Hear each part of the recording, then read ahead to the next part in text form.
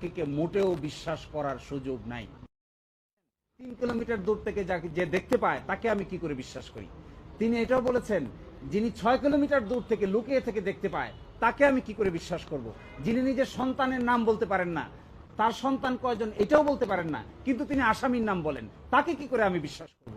এই কথা বলে তিনি এদের সাক্ষ্যগত কোনো মূল্য নাই এবং এদের উপর বিশ্বাস করে কাউকে সাজা দেওয়া যাবে না, এবং এটিএম আজহার সাহেবকে 2 নম্বর চার্জ এবং 3 নম্বর চার্জ থেকে তিনি বেকসুর খালাস দিয়েছেন। সাক্ষী ছিলেন রাষ্ট্রপক্ষের। তিনি আদালতে এসে আমাদের ক্রস এক্সামিনেশনের জবাবে বলেছিলেন যে এটিএম আজহারুল ইসলাম সাহেব ঝাড়ুয়ার বিলের ঘটনার সঙ্গে জড়িত মর্মে তার কোনো সম্পৃক্ততা নেই, এই কথা আদালতে বলেছেন। কিন্তু সেইটিকে অতীতের আমাদের আপিল বিভাগ এই নেইটিকে তার সাথে সত্য নয় বলে পড়তে বলেছিলেন আমাদেরকে। আজকে আদালতকে আমরা এটা দেখিয়েছি যে সাক্ষী যখন সুনির্দিষ্টভাবে বলেন যে তিনি ঘটনার সঙ্গে জড়িত নেই, এর মধ্যে অন্য কোনোভাবে পড়ার আর কোনো স্কোপ নাই। আর আরেকটি কথা, এখানে 6 কিলোমিটার দূর থেকে দেখছেন যে ট্রেন থেকে আমরা নামতেছি। আপনাদের কি মনে হয় যদি কোনো যন্ত্র ছাড়া 6 কিলোমিটার দূর থেকে কোনো মানুষ দেখতে পারে কোনো মানুষ ট্রেন থেকে নেমেছে কিনা, কাউকে গুলি করেছে কিনা, কাউকে অ্যাটাক করেছে কিনা? অথচ আগে কোনোদিন চিনে না, জীবনে কোনোদিন দেখা হয় নাই, ওই দিনেই প্রথম 6 কিলোমিটার দূর থেকে আইডেন্টিফাই করে ফেলে।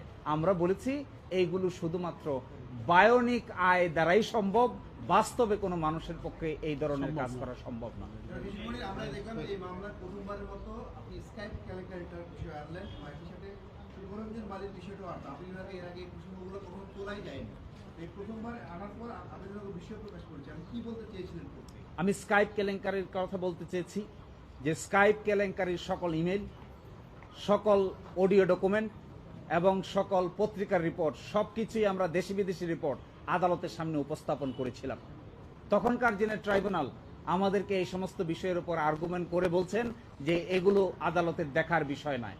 অথচ এখনো পর্যন্ত সেই ইমেল কমিউনিকেশন, সেই অডিও স্ক্রিপ্ট এবং সেই আন্তর্জাতিক এই রিপোর্ট ইকোনমিক্স থেকে সব জায়গায় রিপোর্ট হয়েছে, এগুলো সবই আমাদের কাছে রক্ষিত আছে। যদি এমন হয় মাননীয় আপিল বিভাগ এগুলো দেখতে চান, প্রয়োজন সাপেক্ষে আমরা আপিল বিভাগকে এগুলো দেখাবো। আর দ্বিতীয় কথা আমি বলেছিলাম, শুকরঞ্জন বালিকে আদালতের সামনে থেকে একটি সাদা মাইক্রোবাসে করে আইনজীবীদের সামনে থেকে জোর করে ধরে নিয়ে যাওয়া হয়, তাকে পরে ভারতে পাওয়া যায়, ভারত থেকে তাকে সাজা দেওয়া হয়, সেখান থেকে তিনি বাংলাদেশে এখন বাড়িতে বসবাস করছেন। আমরা বলেছি এগুলো প্রমাণ করে যে ওই ট্রাইব্যুনালে যে বিচার হয়েছে তা সব কিছু হয়েছে অসৎ উদ্দেশ্য প্রণোদিত এবং কতিপয় রাজনীতিবৃন্দকে সাজা দিয়ে রাজনৈতিক উদ্দেশ্য হাসিল করার জন্যই এই সমস্ত কাজ করা হয়েছিল। আইনটা আছে সেটার সাথে আমাদের যে আইনটা, আইনের উপর কতটুকু প্রভাব ফেলেছিল আপনি কোর্টকে জানতে চেয়েছিলেন, আপনি কোর্টে গিয়েছেন কি বলছেন? আমাদের যে আইন 1973 এর আইন আমরা বলেছি, এই আইন তৈরি করা হয়েছিল 195 জনের বিচার করার জন্য, যারা পাকিস্তান আর্মি ছিলেন এবং যাদেরকে আইডেন্টিফাই করা হয়েছিল, কিন্তু ত্রিপক্ষীয় চুক্তির মাধ্যমে এই সমস্যার সমাধান করা হয়েছে। কিন্তু আজকে যাদেরকে সিভিলিয়ান আকারে ট্রাই করা হয়েছে, বিচার করা হয়েছে, অন্যায়ভাবে নতুন করে সাক্ষী তৈরি করে নিজের মতো করে ডকুমেন্ট তৈরি করে, আমরা বলেছি এটা সম্পূর্ণভাবে শুধুমাত্র রাজনৈতিক প্রতিপক্ষকে ঘায়েল করার জন্যই এই ধরনের উদ্যোগ নেওয়া হয়েছে।